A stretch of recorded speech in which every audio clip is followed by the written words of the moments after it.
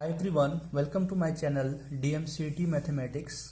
आज हम लोग मैट्रिक्स के इस थर्ड लेक्चर में देखेंगे कैसे हम किसी दिए हुए मैट्रिक्स का रैंक ज्ञात करेंगे। ठीक है, तो आज का हमारा जो टॉपिक है वह है रैंक ऑफ मैट्रिक्स। दिख रहा है यहाँ पर रैंक ऑफ मैट्रिक्स। मैं एक बार रिमाइंड करा दूं कि पिछले दो क्लास में हम लोग क्या पढ़ चुके हैं। पहले क्लास में हम पढ़े थे कि किसी दो मैट्रिक्स को हम कैसे जोड़ेंगे, कैसे घटाएंगे, कैसे गुणा करेंगे। और दूसरे वाले लेक्चर में हम देखे हैं कि कैसे हम दिए हुए मैट्रिक्स से उसको हम इकाई आव्यूह में बदलेंगे, अपर ट्रिंगुलर मैट्रिक्स यानी कि उच्च त्रिभुजीय आव्यूह में कैसे बदलेंगे और निम्न त्रिभुजीय आव्यूह में कैसे उसे बदलेंगे by using row transformation method. जिनका भी ये दोनों क्लास छूटा हुआ है, डिस्क्रिप्शन में लिंक है, आप वहां पर जाकर पिछले वाला वीडियो देख सकते हैं। ठीक है, चलिए आज का हम क्लास स्टार्ट करते हैं। आज जो हमारा टॉपिक है वह है रैंक ऑफ मैट्रिक्स। दिख रहा है यहाँ पर, यह है हमारा रैंक ऑफ मैट्रिक्स। तो अब समझते हैं कि रैंक होता क्या है। किसी भी मैट्रिक्स में रैंक क्या इंडिकेट करता है। तो रैंक का मतलब हुआ, सिंपल सा हम बोल सकते हैं यहाँ पर, रैंक की यदि बात की जाए तो रैंक होता है number of non zero rows, number of non zero row, यानी किसी भी मैट्रिक्स में वैसे कितने रो हैं, यानी वैसे कितने पंक्ति हैं जिनका पूरा का पूरा एलिमेंट्स जीरो न हो। जैसे मैं एग्जांपल एक छोटा सा ले लूं, यहाँ पर ABC 0 0 1 0 कुछ भी दे दीजिए, यहाँ D दे देते हैं 0 0 है ना, CDE 0 0 0 F 0 0 0 0 है ना, यहाँ भी रो ले लेते हैं। जैसे सपोज ये हमारा मैट्रिक्स हुआ, तो अब चेक करिए मैट्रिक्स कितने बाय कितने का है। पहले 1 2 3 4 1 2 3 4, डेट मीन्स ये 4 क्रॉस 4 का है। तो अभी मैं सिंपली इसका रैंक पूछूं तो आपको एक काउंट करके बताना है कि इसमें कितने ऐसे पंक्तियों की संख्या है। डेट मीन्स इसमें कितने ऐसे रो हैं जो कि नॉन जीरो हो। अब नॉन जीरो का मीनिंग क्या हुआ, डेट मीन्स उसका पूरा का पूरा एलिमेंट जीरो न हो। ठीक है, चलिए चेक करते हैं। पहला रो क्या काउंट होगा, नॉन जीरो है, बिल्कुल है, क्योंकि ABCD जीरो नहीं है। AB क्या है, AB हमारा नॉन जीरो में काउंट हो जाएगा। इसमें भी 1 2 3 ठो जीरो है, बट यहाँ पर नॉन जीरो टर्म आ गया है ना। एक सपोज F का मान कुछ ना कुछ होगा, लेकिन इसमें क्या है, पूरा का पूरा टर्म जीरो है, तो इस रो को हम काउंट नहीं करेंगे। तो अब हमारे पास कितने नंबर ऑफ रो बचे, 1 2 3, तो इसका हो जाएगा रैंक ऑफ ए हो जाएगा 3। आया समझ में। रैंक को हम ऐसे डिनोट करते हैं, सिग्मा के थ्रू इसको डिनोट कर सकते हैं। ठीक है, जैसे मैं बोल दूं यहाँ पर 2 बाई इससे 0 1 0 0, इसका रैंक कितना हो जाएगा, इसका रैंक होगा 1, है ना, क्योंकि ये हमारा ए तो रो काउंट होगा नहीं, क्योंकि पूरा का पूरा जीरो हो चुका है, सिर्फ ए वाला काउंट होगा, दैट मीन्स 1 मिलेगा हमें यहाँ पर। आया समझ में। अब एक चीज और हमें देखना है, क्या इसका जो रैंक है, किसी भी मैट्रिक्स का रैंक वो मैक्सिमम से मैक्सिमम कितना हो सकता है। तो हमें बोलेंगे किसी भी मैट्रिक्स का जो रैंक है मैक्सिमम से मैक्सिमम, उसमें जितने नंबर ऑफ रो हैं उतने हो सकते हैं। मिनिमम कितना हो सकता है, तो मिनिमम 1 होगा। ठीक ना, मिनिमम क्या होगा, 1 होगा। अच्छा, क्या किसी मैट्रिक्स का जो रैंक है, रैंक ऑफ एक जीरो हो सकता है, तो बिल्कुल हो सकता है, क्योंकि यदि किसी भी मैट्रिक्स का पूरा एलिमेंट्स क्या हो जाए, जीरो हो जाए, तो इसमें तो कोई काउंट होगा ही नहीं ना, दोनों रो में से कोई भी रो काउंट नहीं होगा, तो इसका रैंक कितना हो जाएगा, जीरो हो जाएगा। क्लियर है। तो ये तो हुआ हमारा बेसिक इंफॉर्मेशन कि रैंक होता क्या है। अब हम देखेंगे मेथड कि कैसे हम किसी भी मैट्रिक्स जो दिया हुआ रहेगा उसका रैंक कैसे हम निकालेंगे। तो आइए हम स्टार्ट करते हैं पहला मेथड, जिसको हम बोलते हैं सोपानक रूप। तो अब सोपानक रूप होता क्या है, चलिए मैं यहाँ पर नोट डाउन कर दिया हूं ताकि समय हम लोग का कम खर्च हो। पहला क्या है, सोपानक रूप।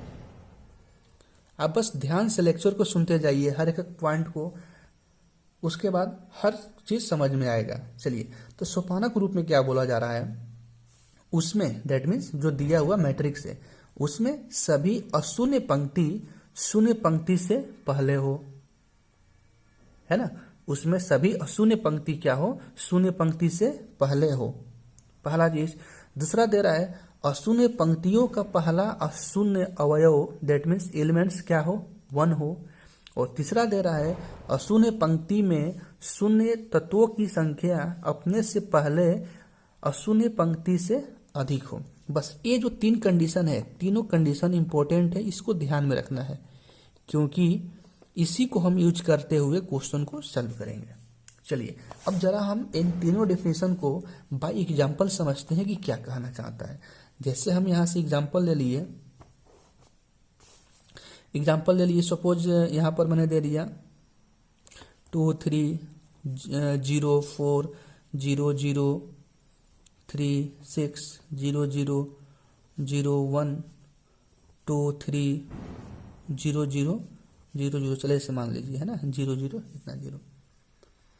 अब हम देखते हैं क्या ये सोपानक रूप में है, क्या भी लाना पड़ेगा। तो सोपानक रूप में क्या बोला जाता है कि उसमें सभी अशून्य पंक्ति शून्य पंक्ति से पहले हो। बिल्कुल, चलिए ये हमारा अशून्य पंक्ति होगा, 0 0 0 1 क्या हुआ, अशून्य पंक्ति हुआ कि नहीं हुआ, R3 हमारा अशून्य पंक्ति होगा। जबकि शून्य पंक्ति क्या हुआ, ये और शून्य पंक्ति हुआ, तो R3 R4 से पहले है ना, ये इससे क्या है, पहले है। यही चीज बोला जा रहा है ना कि अशून्य पंक्ति उसमें सभी अशून्य पंक्ति शून्य पंक्ति से पहले हो। दैट मीन्स यदि किसी रो में पूरा का पूरा एलिमेंट 0 है तो सबसे लास्ट में होना चाहिए, ये बोला जा रहा है।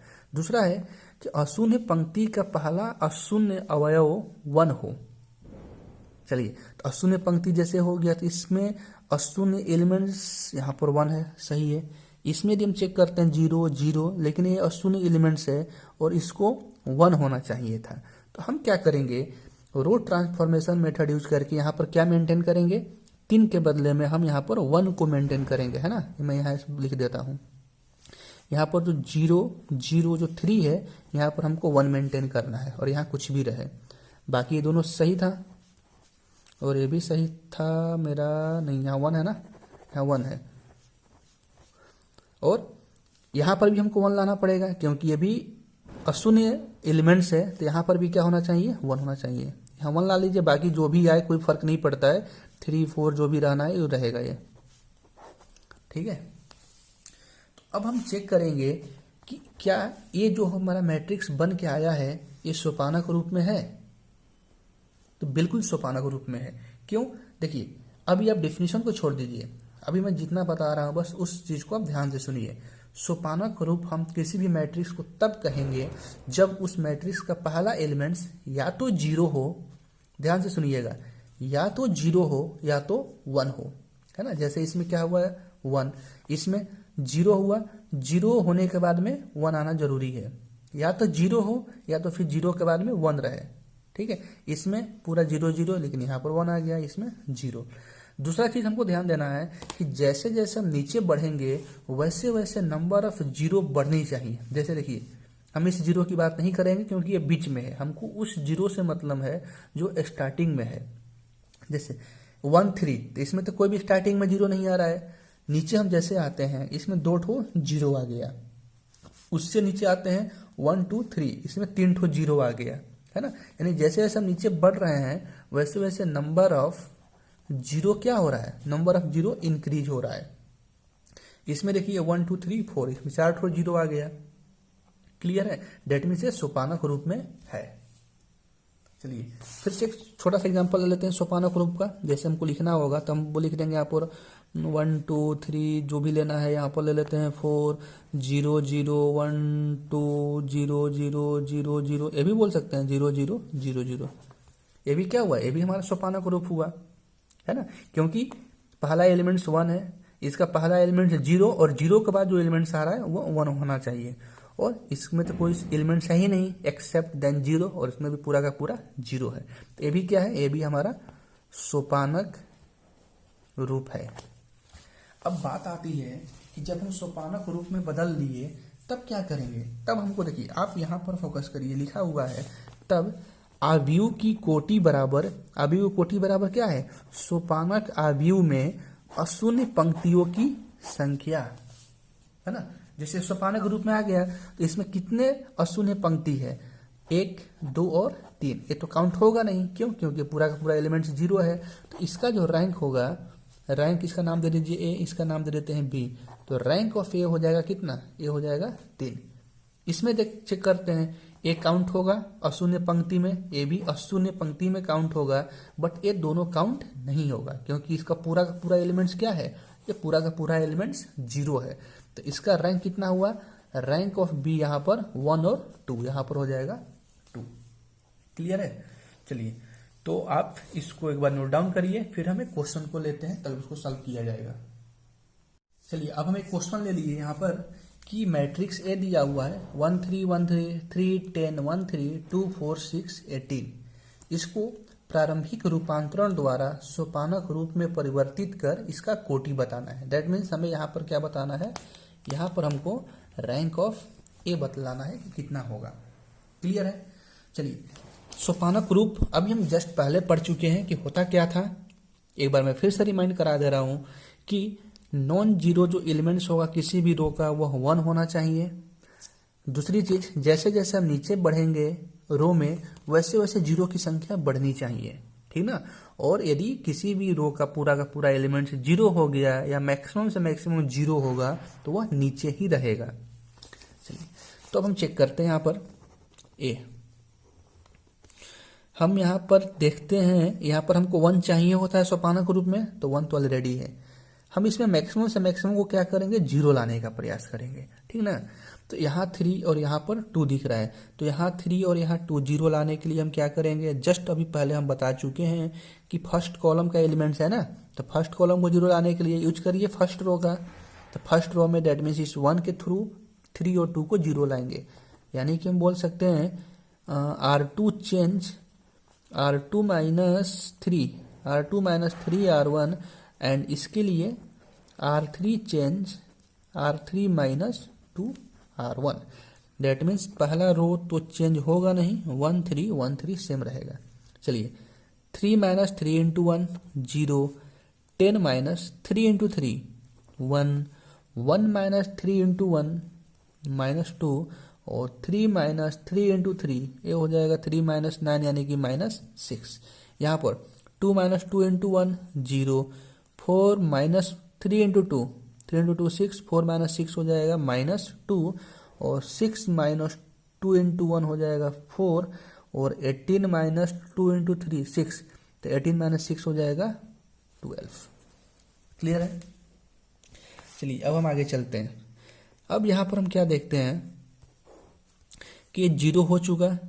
अब सेकेंड कॉलम के एलिमेंट्स को हम 0 करेंगे। इसको यदि हम 0 करते हैं तो यहाँ 0 करने के लिए हमें क्या करना होगा, 2 से मल्टीप्लाई करके इसको ऐड करेंगे हम, यानी कि R3 को हम लिखते हैं R3 प्लस 2R2, तो हो जाएगा 1 3 1 3, कोई चेंजिंग नहीं R1 में। R2 में भी कोई चेंजिंग नहीं है, 0 1 -2 -6, बट यहाँ चेंजिंग है, 0 plus 2 into 0, -2 plus 2 into 1 0, 4 minus 2 into 2 ये भी 0, और ये भी हो जाएगा 0। क्लियर है? तो अब चेक करिए तो क्या है, सोपानक रूप में हुआ? बिल्कुल, इसको हम बोल देंगे कि अब ये किस में हो चुका है, ये सोपानक रूप में है, ये सोपानक रूप में है। कैसे सोपानक रूप में है? जिसमें सबसे अधिक 0 है वह नीचे है। ऊपर से हम जैसे जैसे नीचे आ रहे हैं वैसे वैसे 0 की संख्या बढ़ती जा रही है। दैट मीन्स इसमें एक भी 0 नहीं है, यहाँ पर 1 0 हुआ, यहाँ पर 4 0 हो गया। और तीसरा था हमारा कि नॉन जीरो रो का जो पहला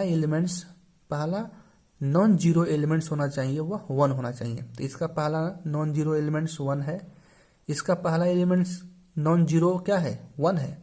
मानता हूं कि पहला एलिमेंट 0 है, बट डेफिनेशन में था कि नॉन जीरो रो का पहला नॉन जीरो एलिमेंट्स 1 होना चाहिए। तो इसका नॉन जीरो एलिमेंट्स ये है ना, तो ये 1 है ही, स्टार्टिंग 1 से ही हो रहा है, ये सोपानक रूप में है।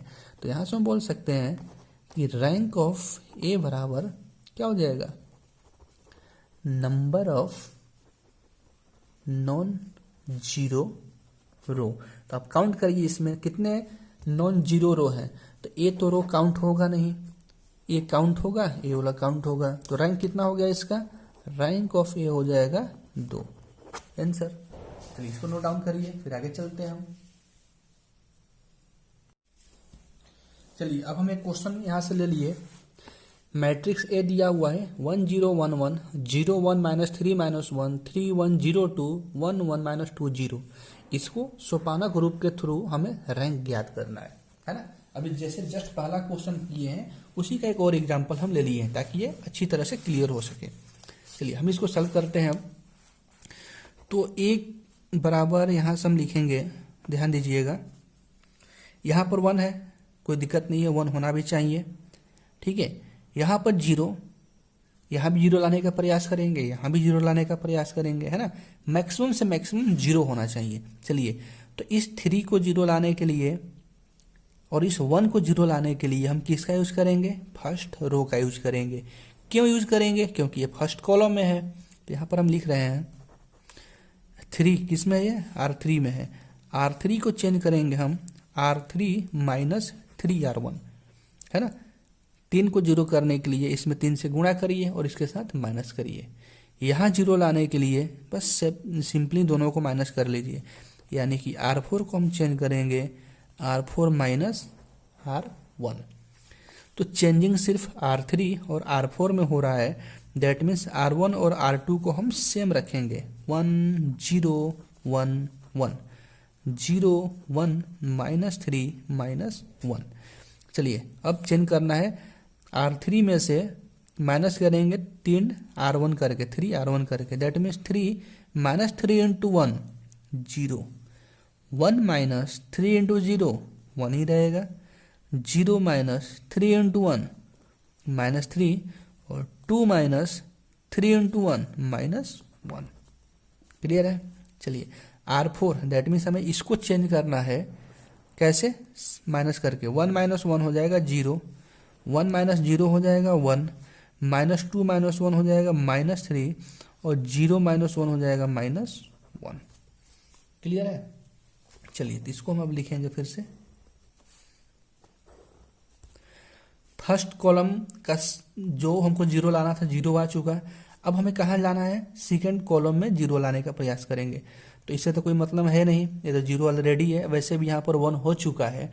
तो यदि कोई भी एक नॉन जीरो एलिमेंट्स आ जाएगा उसके बाद में कितना भी 0 आए वो तो रैंक में काउंट होना ही है उसे। चलिए अब हम क्या करते हैं, देख रहे हैं कि 1 - 3 - 1 यहाँ पर भी है, 1 - 3 - 1 यहाँ पर भी है और सेम यहाँ पर भी है। तो यदि हम चेंज कर दें, R3 को चेंज कर दें R3 - R2 और R4 को भी चेंज कर दें हम R4 - R2, तो पूरा का पूरा एलिमेंट्स यहाँ और यहाँ 0 हो जाएगा। चलिए R3 R4 में चेंजिंग है, यानी कि R1 R2 सेम चलेगा, 1 0 1 1 0 1 -3 -1। अब हमें चेंज करना है, 0 - 0 1 -1 -3 -+ 3 हो जाएगा 0 और -1 और +1 हो जाएगा 0। यहाँ पर भी 0 - 0 1 -1 0 -3 -3 हो जाएगा 0 और सेम यहाँ पर भी 0। तो अब हम इसको ध्यान से देखिए, क्या ये सोपानक रूप में आ चुका है? जी हाँ, ये किस में है? ये सोपानक रूप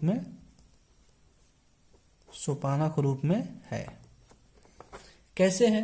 देखिए इसका फर्स्ट एलिमेंट्स शून्य है कि अशून्य है? अशून्य है। तो जब अशून्य है तो चेक करेंगे कि 1 है कि नहीं है, तो बिल्कुल 1 है।